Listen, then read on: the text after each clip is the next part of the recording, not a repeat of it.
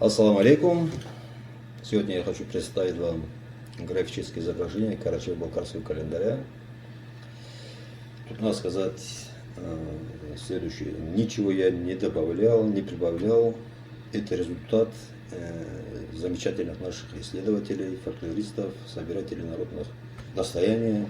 Надо сказать, все наши историки, исследователи добросовестно отнеслись к этому делу. Это Хатуев Рашид, Каракотов Мурат Джаттаевич, Мухаммад Умарович Будаев, Шаманов Ибрахим.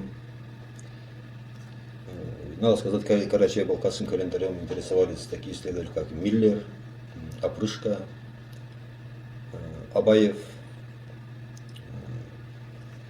У нас в народе постоянно частично все знают этот календарь, только в единое собирать, графически изобразить. Такие действия никто не предпринимал. Я свое видение сделал и хочу с этим познакомить. Календарь карачаевцев или карачаевцев представляет собой сложный несколько циклов. Это, собственно, календарный год.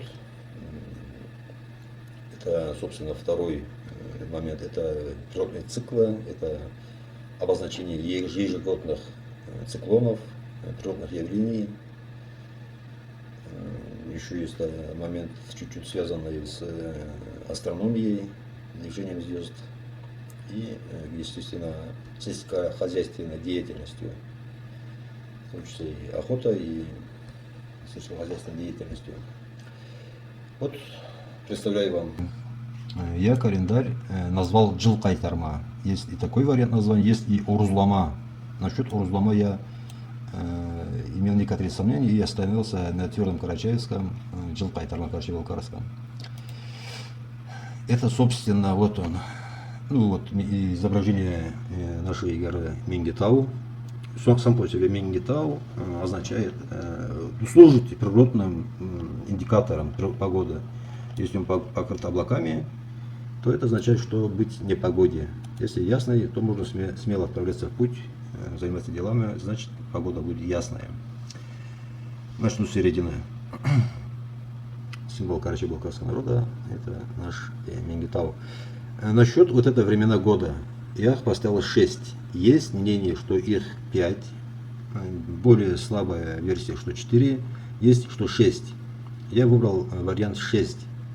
Потому что, исходя из логики, что месяцы делятся твердо по годам, по временам года, и есть такие понятия, как Джилна Аллае, Джилна Артае, Аузну Аллае, Аузну Артае, поэтому я считал логическим, правильным поставить 6. И к тому же, когда есть слово, обозначающее время года, зачем его выкидывать в ущерб,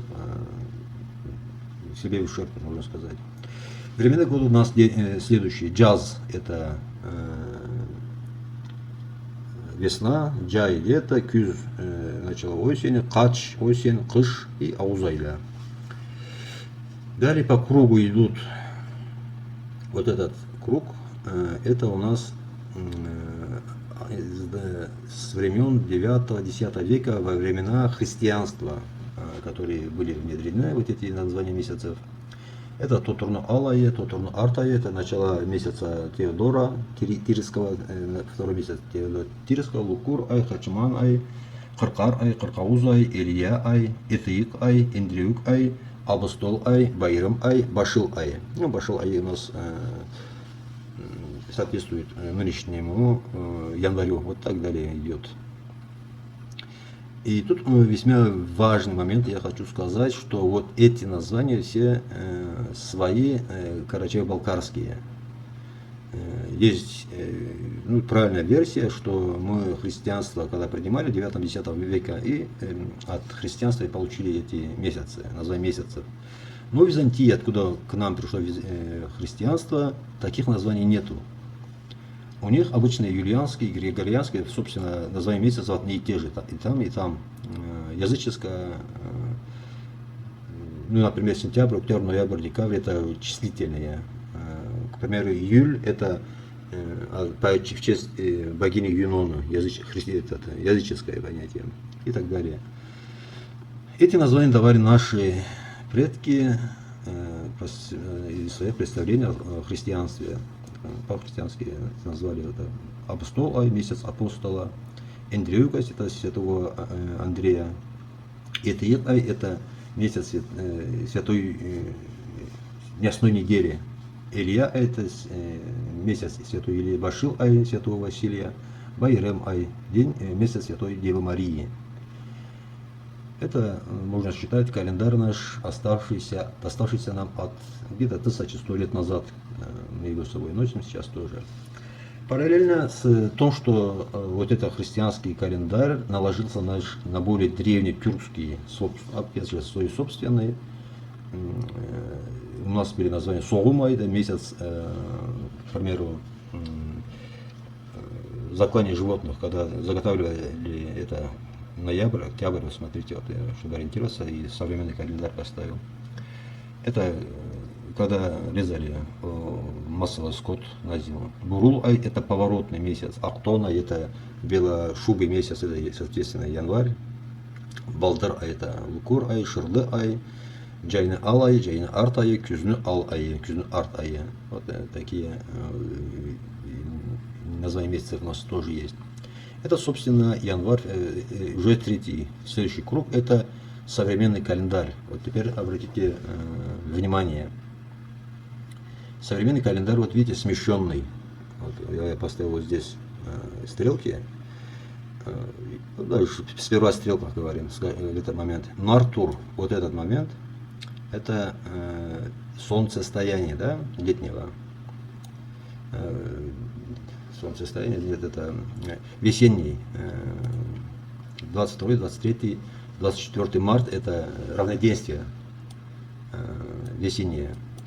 У разных тюркских народов называется Нартуан, это рождение солнца считается. И у нас называется Нартур, это когда солнце стало. Нар это солнце по-нашему, одно из названий.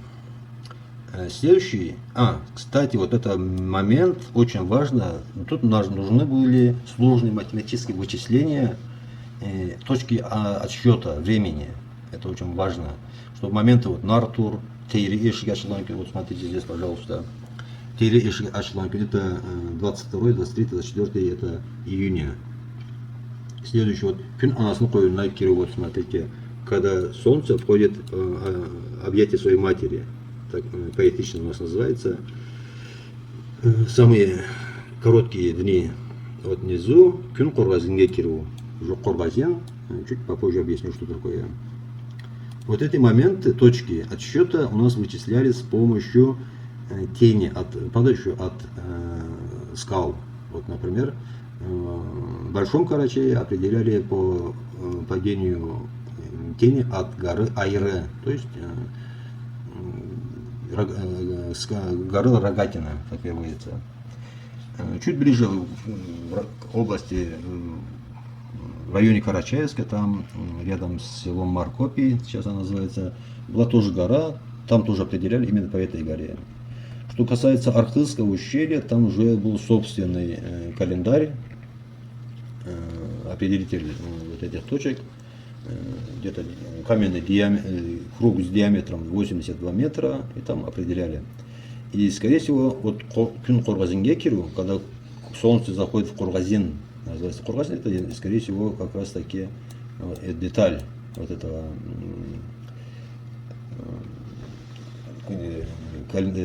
обсерватории в Архазе. Что касается ближе к Малокарачаевскому району, у нас в Кисловодске уже был уже другой такой же точный календарь. Собственно, Кисловодск, сейчас Нарсана, так и переводится. Нарсана, это считание солнца, солнцесчитание. И что самое удивительное, вот смотрите, какое совпадение. Сейчас вот такой обсерватория стоит в Архазе, и там же древний аланский наша обсерватория там стоит. И Кисловодске, что тогда считали, была обсерватория древняя аланская, ну сейчас тоже там стоит солнечная обсерватория современная. Просто удивительное совпадение. Далее. Следующий круг я поставил этот природный календарь. Это, вот смотрите, Кыштиле, смотрите, совпадение, смотрите. Кыштиле от 17 января до 26 марта, февраля идет. Это 40 дней. 40 дней, и ему, вот, смотри, прямо по центру, если пройти, получается Джайчиле. Это 40 самых длинных, солнечных, теплых, жарких дней лета. То есть самые холодные, самые длинные, они прямо диаметрально противоположны. Точка отсчета, вот это, когда самая короткая ночь, тогда отсчитываем 20 дней и начинается 40 дней этого зимнего Чилле. Точно так же отсюда самого длинного дня отсчитываем 20 дней и начинается Джай Чилле, то есть зимний, летний Чилле, 40 дней.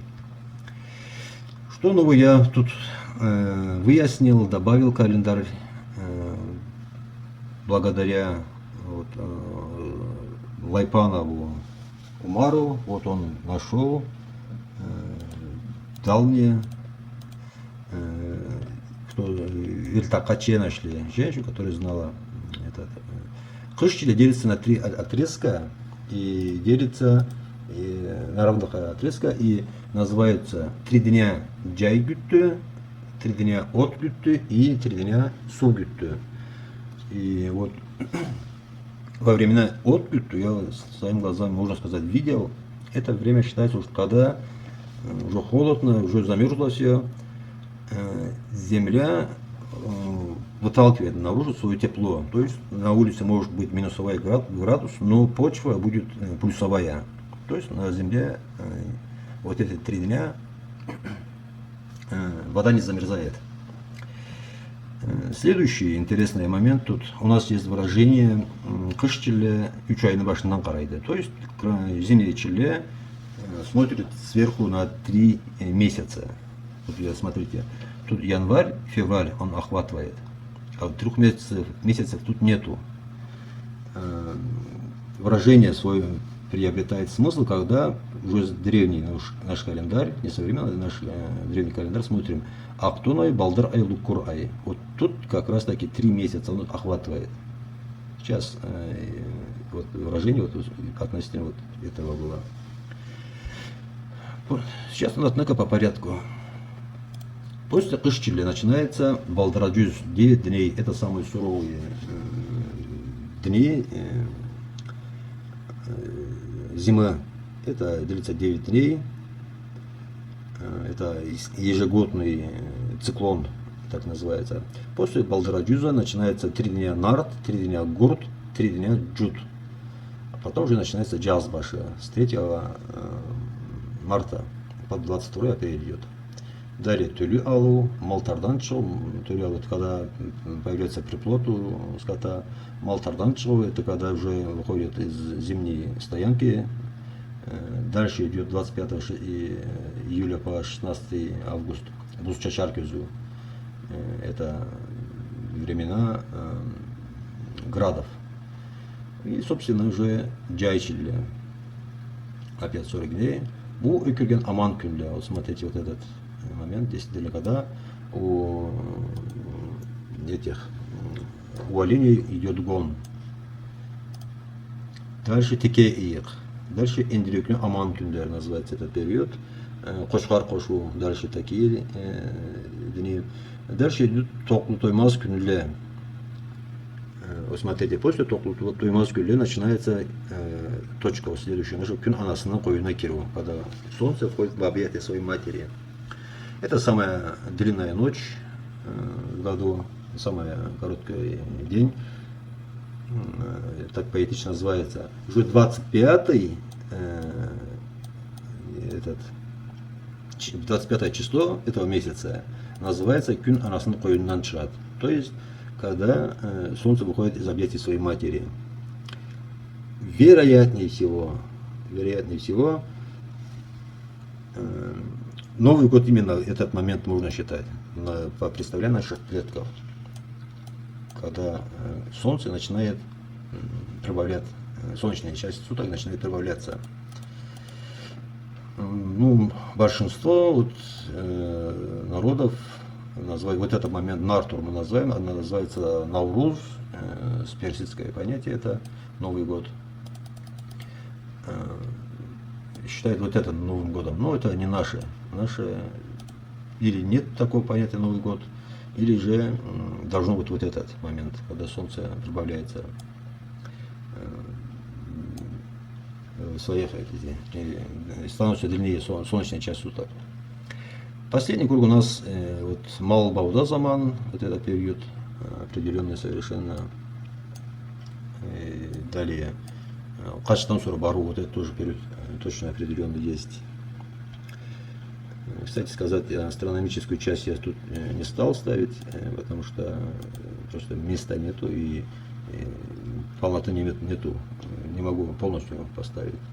Вот здесь я поставил время суток. У нас, чтобы не путаться, сейчас частично кто знает, кто не знает. Вот здесь уважаемый Мухаммад Умарович, я у него узнал все это.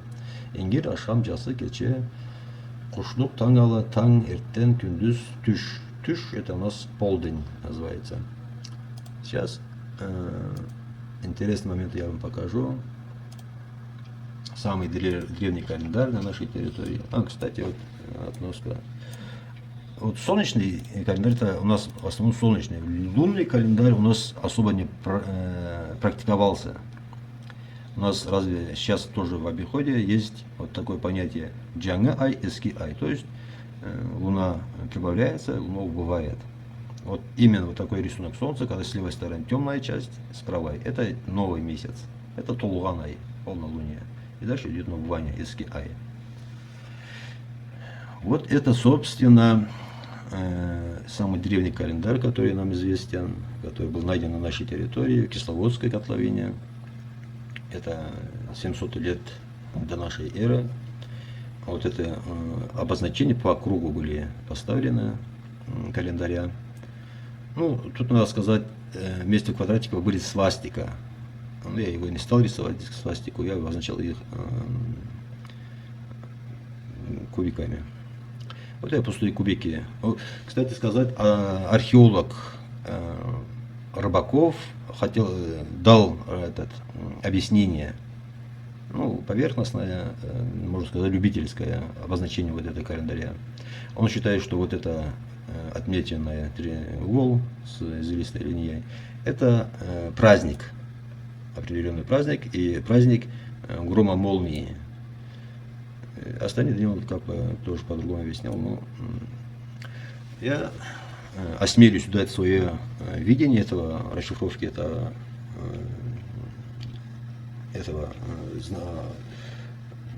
календаря. Это 4 месяца зимних, когда сельскохозяйственные работы не ведутся никак. Я посмотрел вот все, что мог найти, и древние наскальные изображения, вот эта известная линия. Он посчитал, Рыбаков, что это молния. Ну, молния изображается в форме кулака, там, в форме чего угодно. Есть такие вот, довольно вот, как бы разветвленные вот такие есть рисунки молнии. Древние и современные, вот именно так рисуется молния.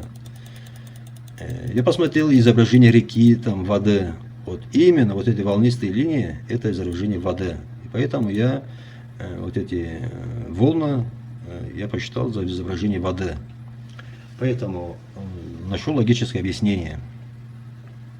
Это период, когда сельскохозяйственные работы не ведутся. Этот период, вот эта точка обозначения означает, что именно в этот момент, в этот день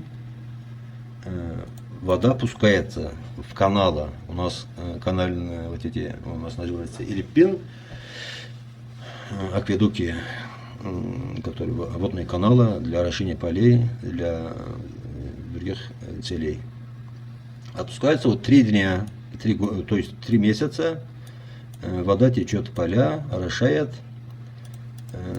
потом прекращается на 4-й месяц, идет, чтобы пшеница затвердела, там, что лишнее поливать не надо будет, чтобы момент такой. А уже эти 2 месяца идет жатва, сбор урожая. Вот так я объяснял. А снизу линия это уже перед запуском этого воды идет работа по ремонтной работе акведука. Так я примерно объяснил, и более лучше объяснить пока не нашел. Так что вам, дорогие слушатели, зрители, предлагаю свой вариант расшифровать, более удачный, более лучший. Может, есть доказательная база, что обозначение этого. Так что вот, пускай останется маленькой загадкой. Так, календарь, вот такую тему я просто не осмелился бы сделать. Просто посоветовался и получил одобрение от Конгресса карачаевского народа. Там у нас уважаемые старики разрешили мне, одобрили мое дело. Только так, а так. Еще раз повторюсь, это мое видение календаря, это мое графическое изображение. Если кто может, пускай сделает лучше, качественней. Если кому надо, может добавить, пускай добавляет. Кстати сказать, еще один информатор, то есть спасибо ему насчет календаря, Кубанов Али, выяснил от своих деда, что были вот в начале лета такие дни чып-чып той маскнули. То есть время, когда птички не насытятся водой. То есть это тот момент, когда снег только начал таять к обеду, ну, и уже сразу же начинает замерзать. То есть это самое начало лета. Вот у нас тут я поместил неделя, дни недели. Иек – это неделя, Башкин, Гюргекин, Бараскин, Ортакин, Байрамкин, Шабаткин, Иехкин. Байрамкин у нас Джума, Иехкин – это у нас вообще государственный выходной день. Вот, я календарь сделал в таком виде, чтобы, может, чтобы настольный был или на стенку вещи, в таком формате делал. Ну, у меня есть более качественный, более четкий. Я все это выложу в мессенджере, чтобы каждый мог или поправить, или добавить, или распечатать. Тут я поместил памятные даты, официальные памятные даты Карачаево-Балкарского народа. 6 февраля это день аланского просвещения, 2 апреля день аланского зодчества, день поминовения Алан, павший в борьбе с Тимуром, это 14 апреля. 8 марта, как известно, день памяти балкарского народа. 28 марта день возвращения балкарского народа. 3 мая день возвращения карачаевского народа. 22 мая день столицы Алании, Нижний Архыз. 2 ноября день памяти жертв депортации карачаевского народа. Тут у нас основные вехи истории аланов, карачаевцев и балкарцев, начиная с 4 века до нашей эры и до вхождения Карачаева в состав Российской империи. Это 10 октября 1828 года. На этом спасибо, кто слушал. До свидания.